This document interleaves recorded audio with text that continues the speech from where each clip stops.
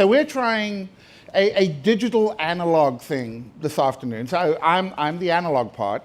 I'm actually here in real life, and through the magic of digital teleportation, we're going to bring Eve here. So if we can try and bring Eve into our screen here. Hello, Eve, are you there? Hello, hello. I'm here in audio. Can you hear me? We can hear you. We cannot see you yet. Well, I'm not ready to be seen yet. I hope you'll forgive me. You know, this general data protection thing is all about choice and control, right? So I hope you'll just give me a moment here. So you take your moment. Controls. Absolutely. So Eve is actually showing and setting us up for the whole issue around privacy and consent, right? She's in control of when that camera turns on, not me, and that's probably a good thing. And so the entire talk that we're sort of going to have a look at here is around this issue of privacy, consent, and how we end up managing that. So, Eve, are you there yet? Aha. Yes, I am actually here, virtually anyway, digitally. Hi, everybody. Glad to join you, at least from my Seattle home. Hi. Well, thanks for joining us, Eve. So the last time we did this, I was the analog component in Germany. And we had Eve digitally, and we spoke about GDPR, which sort of made sense in Germany. But I'm a little concerned here, Eve, because I'm not in Germany. I'm now in Sydney, overlooking the harbour. And I'm sort of wondering, is to our Australian friends, is GDPR even a thing? Yes, in fact, GDPR is a thing. It's a thing for Australia. It's a thing for a lot of countries in the world. And let me explain why. I know that you've heard already today from Daniel Raskin and from others who have been on the docket about how data is the lifeblood of business. And data needs to move. It needs to move around countries. It needs to move around clouds for digital transformation reasons, for lots of good reasons. And you really have to think about your data supply chain. And with data processors in different countries, in different clouds, and with all the personal data that you have to deal with, you need to think about where your personal data is going and how you handle it. And this is where the EU comes into the picture. Now, I just mentioned data processors. Turns out that's a term of art. Yeah, there's a bunch of words coming in there that are sort of strange words, right? Yeah, data processors, data controllers, data subjects, and it turns out data subjects are kind of the center of this picture. We are all data subjects. These terms actually come from a standard privacy framework that all of these regulations and laws kind of have latched onto. So data subjects are the people about whom data is related to. And data controllers are kind of the first parties that collect data about human beings. And data processors are the kind of downstream, processors of data that are part of the supply chain of data processing. And so these privacy framework terms have been used by all of GDPR and other regulations to oversee what happens with people's personal data. So whether we're talking about employees, whether we're talking about customers, consumers, patients, citizens, all of these people have their personal data looked after, and we as business people have to do the care and feeding of this data in the proper fashion. And the reason why GDPR is so important, one of the reasons why, is that they've carefully written GDPR to actually be viral. The law follows the data wherever it goes.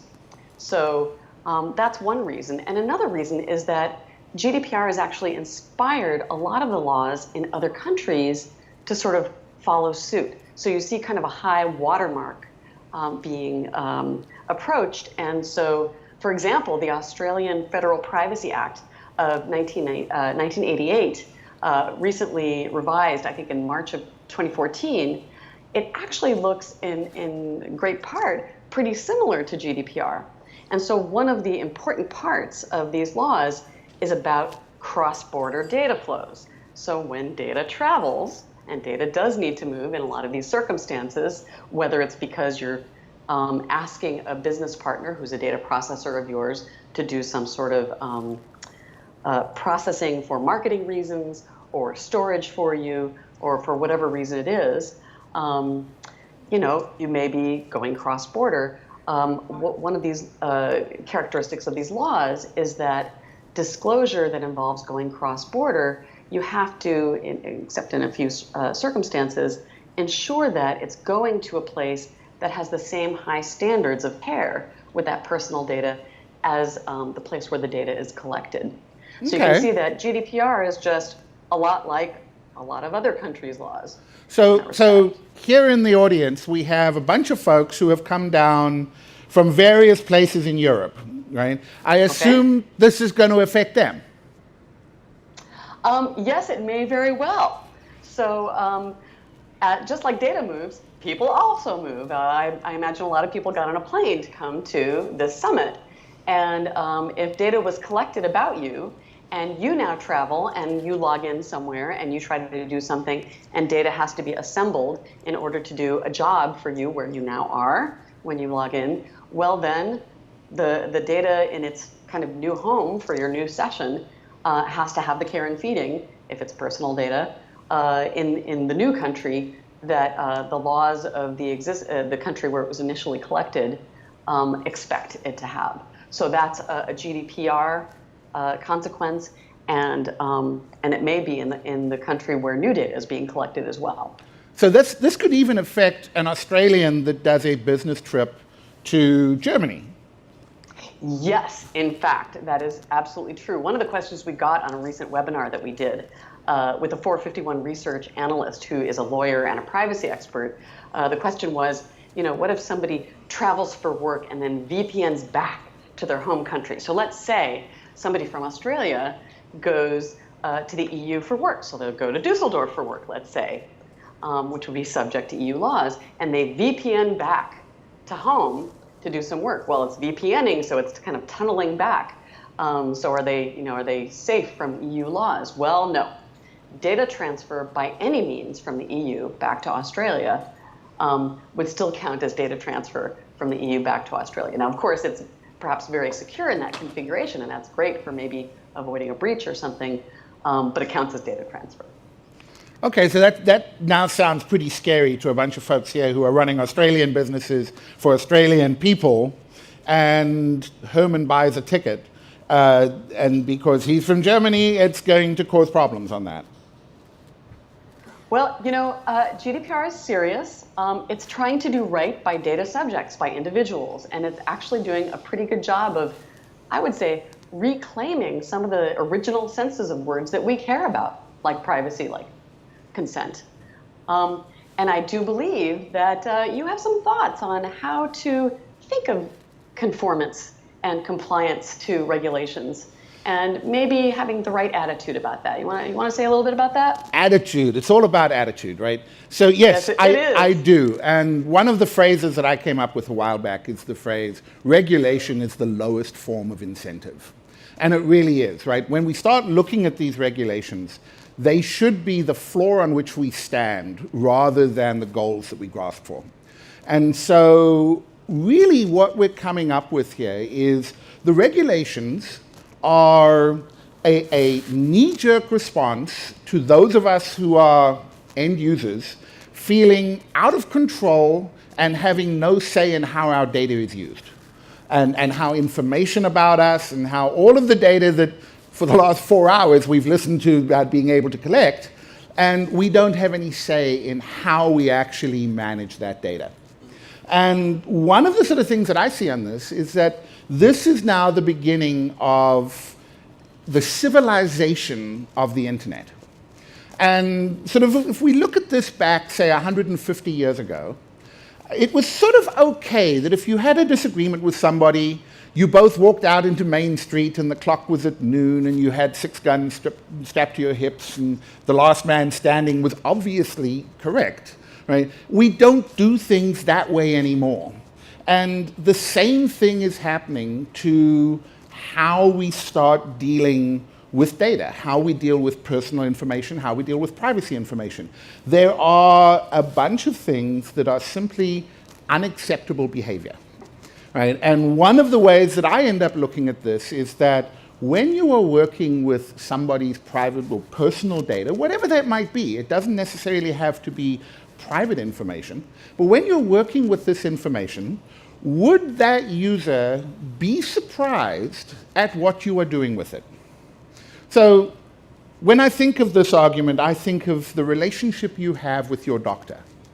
You can go into your doctor and you can talk about a rather nasty rash that you have on your arm or on your elbow, and you talk to your doctor and you discuss this issue.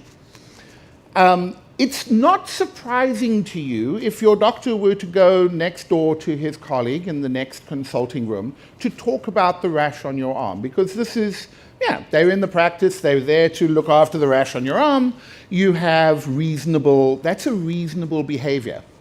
But exactly the same conversation with exactly the same doctors down at the pub at 7 o'clock in the evening, where the doctor says, "You'll never guess what came into the office today," is really inappropriate, right? And so a lot of that is around the context that we end up using this information, or how we end up using the personal information. And the regulations are there to try and force a change over the status quo. I like to think of it slightly differently, and that is that a lot of these regulations are actually giving us the opportunity to differentiate our services. We can actually, instead of working to the user, we work with the user. And if we do that, we bring the user into the transaction. We make them part of the transaction. It seems sort of radical when we talk about it digitally, but it's exactly what we do in the analog space. If you think of the relationship that you have with your bank, they don't spend your money for you, right? They look after your money, but you have the opportunity to decide how your money is going to be spent and what it gets done, and they work with you to manage that. And if we take, I know it's a little bit of a difficult sort of analogy, but if we take that same analogy into the digital space, we now need to start working with our consumers, because they're actually bringing a lot into the conversation that we don't already have. One of the phrases, and even I have been talking about this quite a lot, one of the phrases that I've used is the term dark relationships. So all the way we've been talking this morning, we've been talking about relationships between people, devices, things, IoT devices, weird things on your arm, things that talk at you, all of these kinds of devices. But the reality about it is that if you think of all of the relationships that you have, those are not shared with the enterprise. And if the enterprise knew that, if you were willing to share that information, and we know you are because we do it all on Facebook, right? If you're willing to share that information, it gives the enterprise a far deeper visibility into those dark relationships. So think of sort of a simple kind of use case in retail, right? We have a bride-to-be wants to set up the guest registry and things like that. Well, we all know that everybody's now got to go and buy bright pink floral bride's dresses, or at least the bridesmaids do. That is something that is really driven. You can if you want to. Andrew was the one who was talking earlier about the Game of Thrones dress. But yes, the reality is that that whole purchasing process is driven by the relationship of the bride-to-be and the bridesmaids. And if they share that with you as the retailer, you have considerably more visibility into the relationships that we're dealing with. And they will give that in exchange for knowing and trusting that you are going to do the right thing with that information. And so fundamentally, I see all of these things that we're starting to look at in privacy and looking at in consent as being driving towards trust. Can we trust the enterprise or the service provider that we're dealing with to do what I expect them to do and not sort of weird stuff? Right? We trust our banks, we trust various other enterprises. Can we trust these enterprises and build that relationship of trust? When you get that, And we can have a look at medical use cases. You can look at family and home entertainment use cases, mobile communications, all of these kinds of things. When the user becomes part of the transaction, the services, the richness of those services and the breadth of those services opens up sort of exponentially. So that's sort of my way of looking at these. I know that it's not, oh, we have to meet these regulations because if we don't, someone's going to go to jail.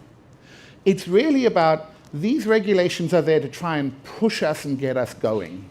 But if we do the right thing in terms of privacy, and we do the right thing in terms of telling the user what we're going to do with their data, and then doing that, right, we will fulfill most of the requirements that GDPR and PIPEDA and all of these other kinds of privacy regulation are actually forcing us to do.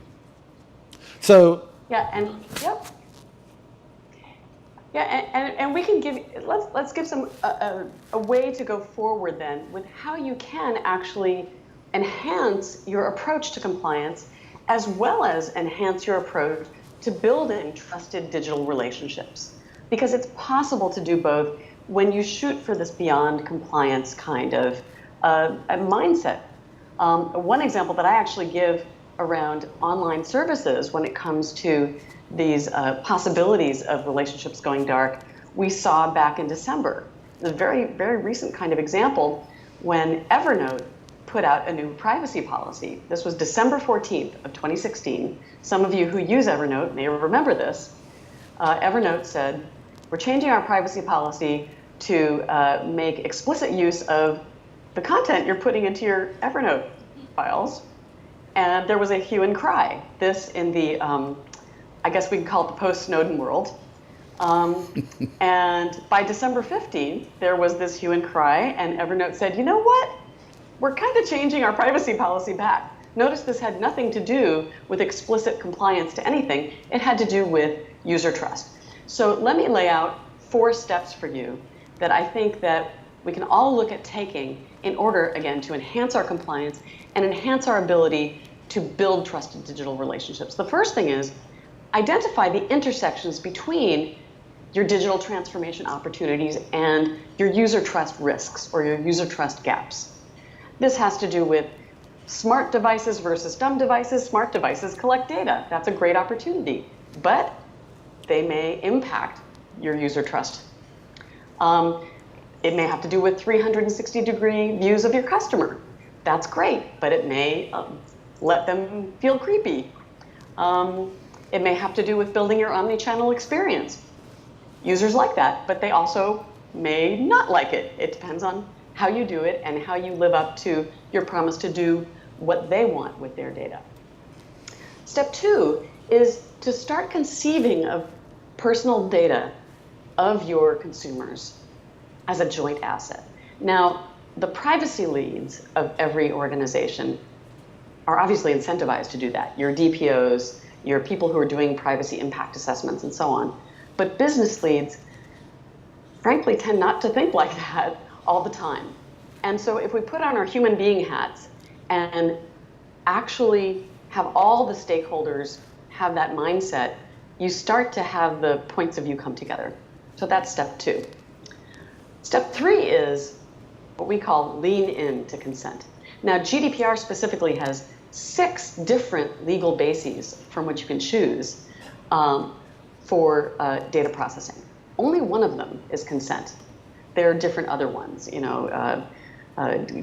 collecting and processing data in the public interest.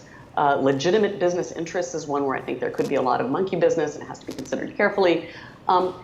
If you gather consent and then process data on that basis, there are certain duties you have, but there are certain benefits you get from it.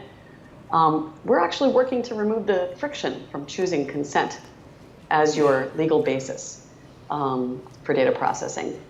And that leads to step 4, which is take advantage of identity and access management for building trusted digital relationships. And the key here is to have a holistic approach to not just identity lifecycle management, but actually consent lifecycle management. And it's kind of, layers of an onion, from basic identity data governance where you find all the personal data and make sure that it's properly governed.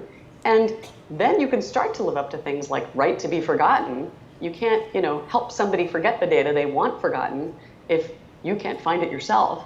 But ultimately letting them have the choice and control over data that lets you live up to your promises to them. So that, in a nutshell, is our 4 steps for building trusted digital relationships. I just want to expand a little bit on that last topic, right? The issue of knowing the information that you have about the end user and where it is. Because one of the things that GDPR says is that because our end user is actually an equal partner in this process, they need to be able to say, is the information that you have on me correct? Seems like a reasonably logical thing to ask, right? Do you have my correct phone number, my correct home address? In order to answer that question, you need to know where that information is stored. Now, you might know where a telephone number is stored within your enterprise, but do you know all of the places that a particular customer's address or telephone number or any other piece of information that they have, do you know all of the places where it is stored, and can you ensure that it's correct in all of those places? That's beginning to sort of look back on the general IT problem of having stale data, of having siloed systems where the identities are not tied together, and some data's over here and some's over there. So all of that is sort of encompassing what Eve was talking about in terms of an identity ecosystem and managing where that data is and knowing all of the places where we can actually go and deal with it. Fundamentally, from my perspective, Mike mentioned it earlier on this morning, where we were talking about no data about you without you, right? And that really comes up to the point of we are doing this with the end user, not to the end user. And if we think about the process as being, how do we deal with this with the end user, there's a lot of power that we can actually get to and a lot of really rich functionality that we're not taking advantage of now. So with that, I'm going to stop and ask any questions for either Eve or myself. Anyone?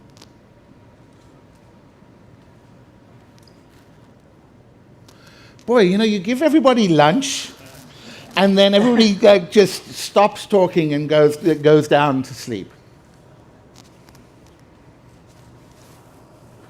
Steve? Yep. Any amplification? No? Yes, right in front of you. There we go. Hi. Thanks, Alan. Hi, Eve. Steve Wilson from representing Constellation Research today. I think it's a great slogan, nothing about you without you. No information about you without you. It's terrific, and I think the intent is really good. I completely agree with Alan's point that privacy is very attitudinal, and it's, I think it's about restraint, and it's about choosing to hold back, if you like, and it's hard for us technologists to do that. Look at what Facebook did with the AB experiment. They just could not help but mine hundreds of thousands of signals that they've got to run their own experiments. There's no restraint at all. The point, or the question I wanted to make about this slogan, nothing about you without you, is that it's kind of difficult in these days of big data and analytics, and we've been hearing about connections from ForgeRock. Everything's connected to everybody. Most of the information about me is flowing behind my back, and it's actually been created out of ones and zeros through analytic. There's a lot of synthetic personal information coming out of the breadcrumbs. So how does the slogan apply when really the individual's got no hope of actually being engaged with what is known about me behind my back and how that information's flowing? It's a controlled nightmare. So you and I were on a panel recently, and we talked quite a lot about big data.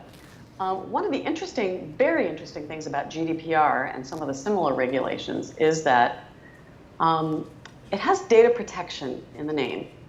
And what EU calls data protection means, I would say more broadly, data privacy. I think it's a little funny that they call it data protection, and that to me means that kind of, we have to make sure there are no breaches.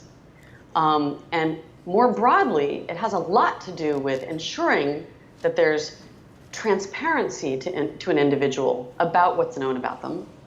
And also, so it's data protection, data transparency, and also ensuring, mandating some data controls that the individual has.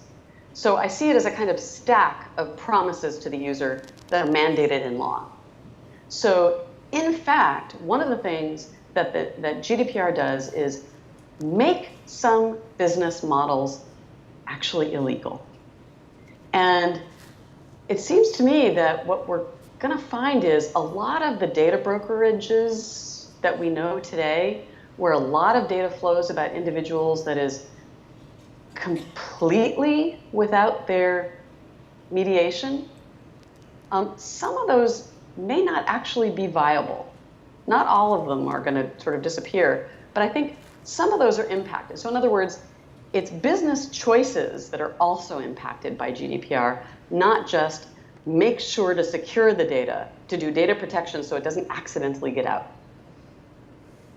And I don't think we'll know all of the impacts of the law in this respect right away, the regulation about this right away, but and we're going to have to mull over this, but it impacts some businesses' business models. And some of the viral aspects of the law impact kind of a race to the top. I think the commentary among a lot of folks is that we are seeing a race to the top among those who are trying to be, hey, I'm GDPR enabled, and if you want to do business, I only want to do business with other GDPR enabled businesses. So we're seeing, a lot of folks only wanting to do business with those others who are so qualified. So that sets up a really interesting kind of ecosystem dynamic. So, regulation has those kinds of effects. So if you ask what might change the kind of dynamic we have now, regulation tends to be the kind of thing that affects the dynamic we have now. We'll see how much effect it has.